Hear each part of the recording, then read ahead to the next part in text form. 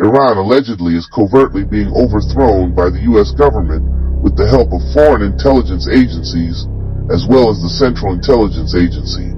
There are men masquerading around as Iranian officials and slaughtering peaceful protesters in the streets. Mr. Foreign Minister, you're saying that these killings, these deaths are at the hands of foreign elements inside your country, not by the Iranian regime. That's not what we're being told when we get people to talk to us on the ground. The internet has been shut off, but occasionally turns back on, and we do hear from people on the ground who tell us various stories. Witnesses spoke of seeing snipers positioned on rooftops in downtown Tehran, firing into crowds of peaceful protests, turning abruptly into scenes of carnage, panic as bullets pierced through people's heads and torsos, sending bodies toppling to the ground, and an emergency room treating 19 gunshot patients in a single hour. The regime is on a killing spree, said one protester, and we've seen the video of body bags stacking up.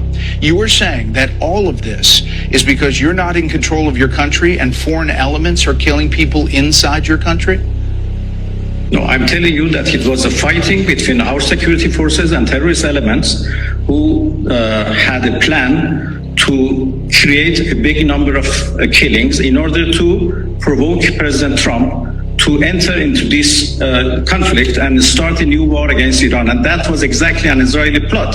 The footages that you mentioned have not been seen in Iran. I have to tell you that a misinformation campaign is going on at the same time. And you're suggesting that it's Israel and Mossad acting like Iranian forces, shooting the Iranian people to make casualties to spur on the action of President Trump. I'm just saying there's a lot of people that don't believe that, Mr. Foreign Minister. No, Mossad has already confessed that. They may be on the ground, sir, but as far as them killing hundreds and hundreds of people to make it look like you did, it does not appear in the video that we get out. The collapse of their economy is a warning to all around the world of what's to come. We believe it's been orchestrated to bring about a new world order, with one central government along with super artificial intelligence to rule over the world. This has been a plan by the 1% for some time now. We can either lay down or fight back before it's too late. As the general public sleeps, the shadow world government are continuously plotting world domination. And the phase they are in, they're not even hiding it anymore. The key players in this global takeover are the entities that secretly control the central banks along with the World Bank and International Monetary Fund, also known as the IMF.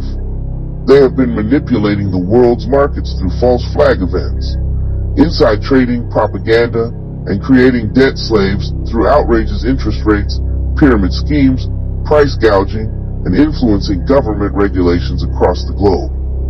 It's possible with the conflicts between the U.S., Greenland, Venezuela, Iran, Russia, and China, we are being led into World War III. We are going to do something on Greenland, whether they like it or not, because if we don't do it, Russia or China will take over Greenland, and we're not going to have Russia or China as a neighbor.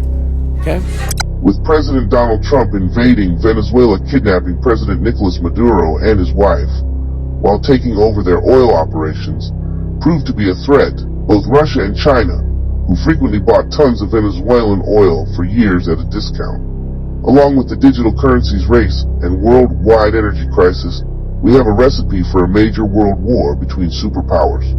A U.S. military commander gave a live statement warning the world of a looming global war, with specifics detailing what is actually happening between the world's most powerful nations.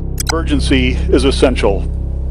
When I look around the globe, Russia, China, Iran, North Korea, and others are increasing their collaboration and their cooperation as their interests align against us. We see this clearly in Ukraine. While President Trump pushes for a peaceful resolution to a horrible war, China continues to fund Putin's war machine. As you can see, the commanders stress the fact China and Russia are against the U.S. This is a war the United States cannot win.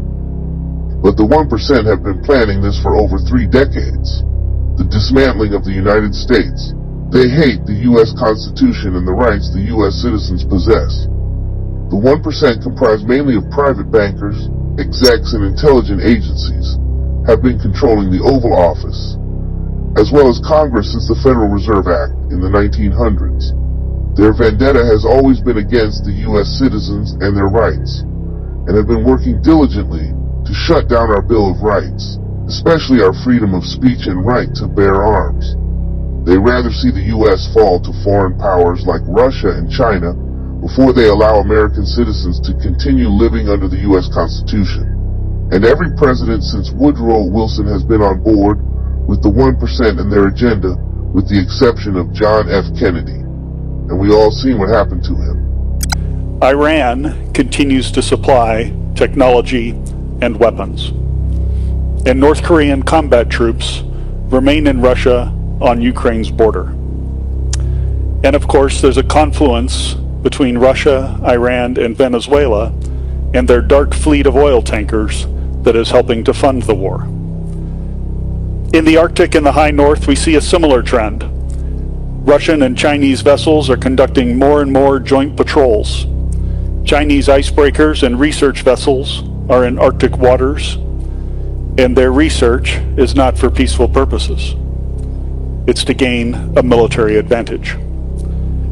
Russia, meanwhile, continues testing advanced capabilities in the Barents Sea. As new shipping routes emerge and new resources are discovered, the Arctic only grows in strategic importance. And all of this comes in the midst of an increasing hybrid threat: airspace violations, GPS and GNSS interference, and the shadow fleet in the Baltic Sea threatening underwater infrastructure. In short, the Arctic, and Northern Europe by extension, has become a front line for strategic competition. Within NATO, Allied Command Operations, the command that SACEUR oversees, has taken steps to strengthen our deterrent posture, much of which is oriented in that northern region, here. Just over a year ago, we established Baltic Sentry, an activity to protect that critical underwater infrastructure.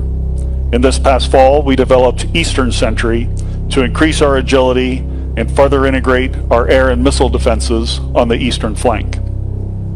More recently, in just the past month, we've realigned the boundaries of our joint commands, and now Joint Force Command Norfolk brings together NATO's activities in the Arctic under one command, allowing us to better defend all allies in Europe, in the Arctic, and the strategic approaches to North America.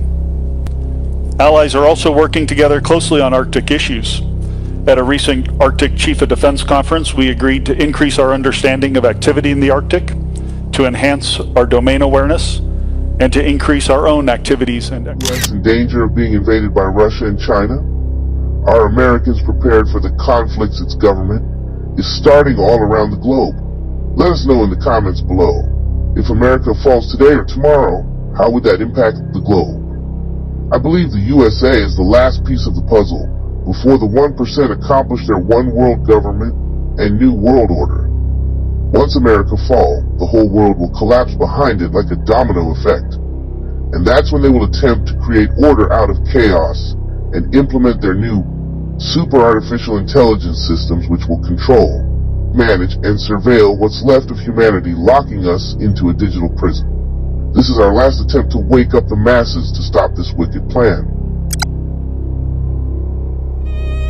This week, a shadowy icon of the Cold War era preparedness stole the spotlight when the U.S. Air Force's Boedo E-4B Night Watch, better known as the Doomsday plane, made a rare and dramatic landing at the Los Angeles International Airport.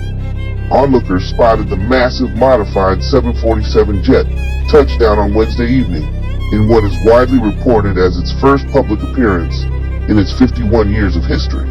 The aircraft, one of only 4 ever built, serves as a fortified airborne command center nicknamed the Flying Pentagon, designed to keep the President, Secretary of Defense, and key leaders in continuous control during nuclear war, EMP attacks, or any catastrophic event that cripples ground infrastructure. The defense officials stayed tight-lipped on the specifics of its appearance at an LAX terminal.